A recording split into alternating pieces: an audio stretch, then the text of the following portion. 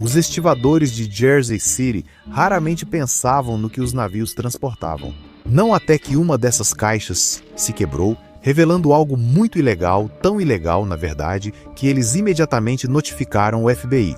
Isso estava acima do nível deles. Alguém estava secretamente transportando TNT para o outro lado do mundo, para uma faixa de deserto chamada Palestina. Aquela pequena faixa de terra nem era um país, e mesmo assim já estava sob embargo dos Estados Unidos. Qualquer um que enviasse armas para a Palestina estava se metendo em uma grande encrenca, mas claramente alguém estava fazendo isso. Então quem era ousado o suficiente para enfrentar o governo dos Estados Unidos? E por que arriscariam tudo por um posto avançado arenoso, do outro lado do mundo?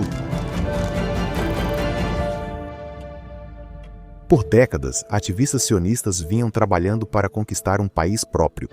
O sonho deles se realizou quando a ONU votou para dividir a Palestina em 2 estados, um para judeus e outro para árabes.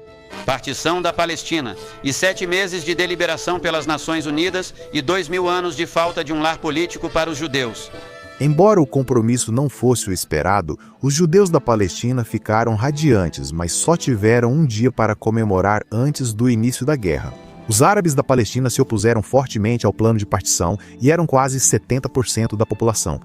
Por que deveriam dividir a terra onde viveram por séculos com uma minoria que só trouxe problemas? Os zumbis exigem imigração ilimitada para a Palestina e a transformação do país em um Estado nacional judeu. Essas exigências dos árabes da Palestina, apoiados pela opinião pública em todo o mundo árabe e especificamente pela Liga Árabe, são inexoravelmente observadas. Nenhum dos lados desistiria sem lutar, mas também não controlavam totalmente seu destino.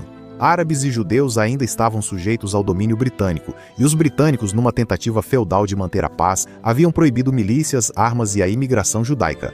Se alguém ousasse violar suas regras lutando, construindo um arsenal ou ajudando refugiados a entrar clandestinamente, bem, os britânicos tinham seus métodos para fazê-los pagar, como deportação ou prisão, ou, dependendo da gravidade do crime, até mesmo execução. Os judeus não pretendiam desistir e apenas ignoraram os britânicos. Eles operavam 3 milícias, construíam arsenais modestos, traziam imigrantes clandestinamente aos montes e se defendiam contra uma população árabe 2 vezes maior, que tinha o apoio de todo o mundo árabe. Lembre-se que tudo isso ocorre logo após o Holocausto, quando 1/3 dos judeus do mundo havia sumido. Não, desculpe, eles não sumiram, foram assassinados diante do mundo. Milhões de judeus foram massacrados e queimados vivos em terras frias. Você pode comprar souvenirs da Terra Santa em qualquer lugar, mas só existe uma maneira de possuir solo autenticado do lugar mais sagrado da Terra e ainda apoiar os arqueólogos que o salvaram nesse processo.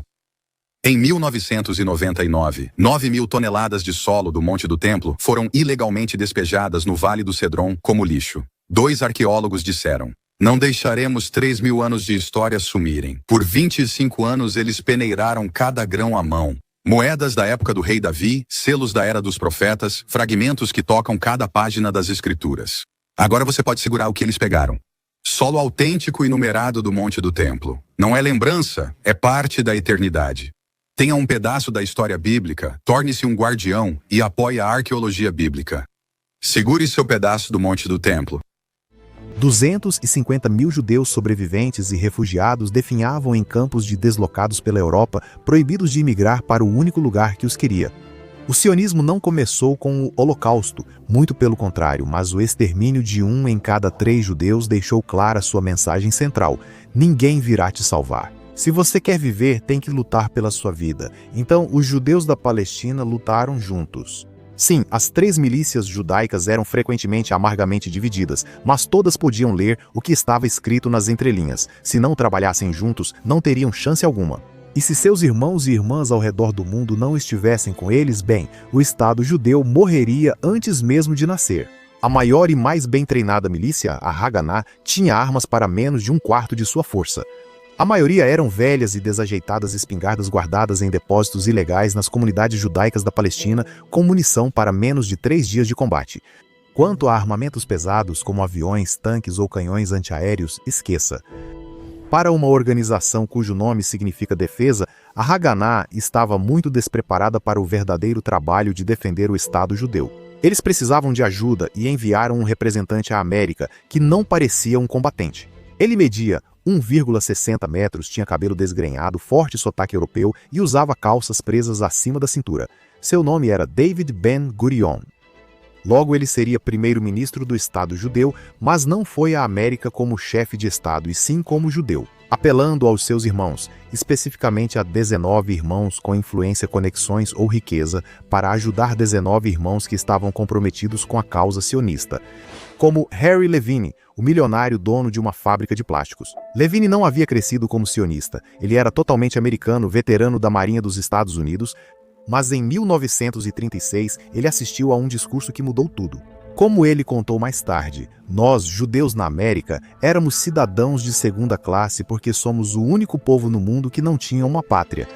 Eu era um cidadão de segunda classe com meu histórico, nascido neste país, alistado na Marinha, um cidadão de segunda classe. Poxa, isso eu não gostava. Então ele mergulhou no ativismo sionista sem precisar que Ben-Gurion explicasse a gravidade da situação dos judeus na Palestina. Mas o futuro primeiro-ministro não mediu palavras. Se vocês não agirem, estamos acabados. Você está disposto a fazer o que for preciso ou vai deixar que mais de 600 mil judeus sejam dominados e exterminados? Os 19 homens na sala, incluindo Levine, estavam prontos para tudo, até desafiar o governo dos Estados Unidos. Os Estados Unidos haviam votado a favor do plano de partilha da Palestina, mas a votação levou ao caos. Judeus, árabes e britânicos estavam se matando, o mundo árabe estava batendo sabres, fazendo ameaças que beiravam o genocídio. Os Estados Unidos não ganharam nada irritando seu aliado britânico ou todo o mundo árabe, principalmente quando a União Soviética estava fazendo de tudo para se infiltrar no Oriente Médio. O presidente dos Estados Unidos era simpático à causa sionista, mas funcionários do Departamento de Estado diziam que isso era política. Sem espaço para sentimentalismo com todo o Oriente Médio em jogo, eles impuseram um embargo de armas. Enviar armas a qualquer pessoa na Palestina virou crime federal, e apesar do lobby dos líderes judeus na Casa Branca e na ONU, o Departamento de Estado manteve sua posição. Ou seja, qualquer americano que enviasse armas à Palestina acabaria bem familiarizado com o FBI. Mesmo assim, nenhum homem na sala recusou o pedido de Ben-Gurion, indicando que as coisas iam ficar muito interessantes.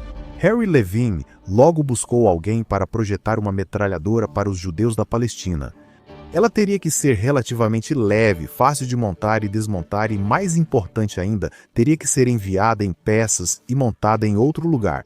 Levine achou o projetista ideal e disse que encomendava a arma como pesquisa, pois era mais seguro. Assim, o projetista teria uma justificativa caso o FBI aparecesse.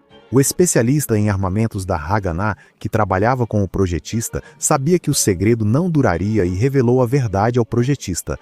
Você está fabricando uma arma para uma milícia ilegal do outro lado do mundo. Você está de acordo com isso? O projetista, um imigrante sueco sem absolutamente nenhuma ligação com o povo judeu, concordou em correr o risco e então os egípcios vieram bater à porta. Coincidentemente, eles também estavam procurando uma metralhadora leve que pudesse ser facilmente montada no exterior. Eles ofereciam 6 vezes mais dinheiro que os judeus. O especialista em armamentos da Haganah disse ao projetista: "Aceite, você não nos deve nada." Convencido de que, como sempre, o povo judeu seria deixado sozinho, mas o projetista sueco recusou. "Eu assinei um contrato", ele disse. "Agora estou do seu lado." Foi um raio de esperança em uma situação desesperadora. Mais sinais de esperança surgiram enquanto o projetista sueco desenhava os projetos. Jovens judeus americanos faziam hora extra vasculhando depósitos do governo por máquinas excedentes para armas após a Segunda Guerra Mundial. Os Estados Unidos estavam cheios de ferramentas para fabricar armas e estavam vendendo essas máquinas por quase nada. Eu sei, parece loucura. O governo dos Estados Unidos, assim como vendedores particulares, estavam literalmente vendendo máquinas de fabricação de armas para qualquer cidadão americano que tivesse dinheiro para comprar. Mas adquirir as máquinas era uma coisa, contrabandeá-las para a Palestina era outra. Era ilegal para um cidadão americano enviar esse tipo de máquina para outro país sem permissão do Departamento de Estado. O Departamento de Estado dos Estados Unidos não autorizaria o envio de máquinas de fabricação de armas para uma região sob embargo. Do outro lado do mundo, os combatentes da Haganah que descarregavam essas máquinas podiam ser presos ou coisa pior pelos britânicos. Um passo em falso e toda a operação poderia desmoronar como um castelo de cartas. Então a Haganah, trabalhando junto com judeus americanos, elaborou um plano. Eles desmontariam a máquina, rotulariam e guardariam cada parte em uma caixa separada. Ao chegar na Palestina, os combatentes da Haganah montariam tudo novamente, usando um manual improvisado que explicava como as 70 mil peças diferentes se encaixavam, tipo um manual de instruções da IKEA vindo do inferno. É assim que você constrói um exército ilegal. Você usa a inteligência, recruta idealistas e conta com o seu povo. Pode ter sido o esforço conjunto mais organizado que o povo judeu já fez. Homens da Haganah viajaram para o exterior para pedir ajuda e supervisionar. Empresários como Levin faziam contatos e montavam os armazéns e escritórios onde o trabalho importante seria realizado. Recém-formados vasculhavam revistas do setor para encontrar ofertas de armas, máquinas e depois viajavam pelo país para comprá-las. Após desmontadas, as peças eram embaladas por jovens sionistas ansiosos para ajudar o Estado judeu. Talvez você já saiba como essa história termina. A milícia clandestina reuniu armas para enfrentar tanto as milícias árabes locais quanto os 5 países que invadiram após a independência de Ben-Gurion. Essa milícia clandestina virou o núcleo das forças de defesa de Israel e os judeus da Palestina se tornaram israelenses de um dia para o outro. Estou te contando essa história como um cidadão israelense sentado na capital israelense, Jerusalém. Mas tudo poderia ter sido muito diferente se a Haganah não tivesse sido tão determinada, tão desesperada, tão disposta a se jogar na luta. Se os judeus da Palestina não tivessem ignorado embargos, cotas de imigração e leis de impérios estrangeiros para defender o Estado prometido. Se os judeus norte-americanos não tivessem doado tão generosamente seu tempo, seu dinheiro e seus recursos, se o povo judeu não tivesse se unido, talvez eu não estivesse sentado aqui hoje. Mas eles se uniram. Eles arriscaram tudo porque foram movidos pelas palavras de um estudioso judeu de quase 2000 anos atrás.